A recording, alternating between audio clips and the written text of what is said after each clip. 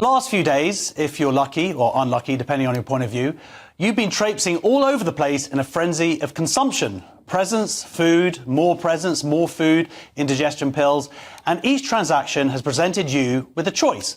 Is this what I want to spend my hard-earned money on? And is this where I want to spend my money? Because when the free market works, you should have plenty of choices. Then we can weigh up the options. For example, do they make me weigh up the vegetables? We factor in a lot of these things like ease, as well as cost, quality, service, and of course, one of the primary means that these brands and businesses share that information to the consumer as they appeal for you to spend your money with them and not their competitors is through advertising. So you can know your choices. That's how the system is meant to work. But unfortunately, that's not how it works here at GB News.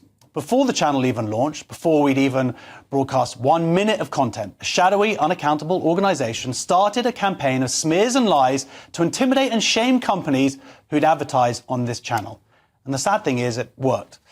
But that was 3.5 years ago, and a hell of a lot's changed since then. It turns out that businesses catering to a vocal extremist minority isn't actually always best for business. Some companies have learnt this the hard way. Bud Light alienated their customer base and lost billions.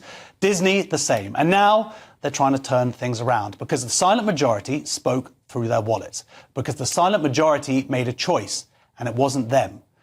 And a lot's changed here. Once our critics smirked at our numbers, now we're regularly beating our competitors and even encroaching on the terrestrial channels. They said we were paid for by Russia. KBG News went the quip. A total lie. It should be apparent now that we're independent.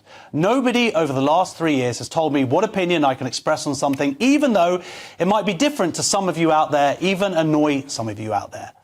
We met our promise of facilitating a free market of ideas, but there's been no free market of capital. Yes, there has been a gradual thawing as it's finally dawned that actually we're not the big bogeyman and that the threat of shame is just an illusion.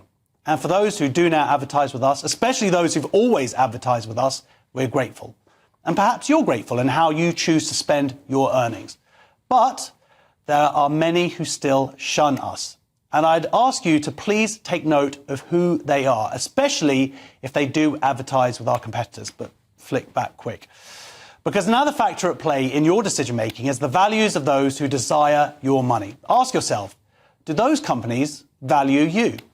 What must they think of you? Do they not want your cash? Is your money somehow tainted because you want fair debate on subjects other news outlets willfully avoid or misrepresent?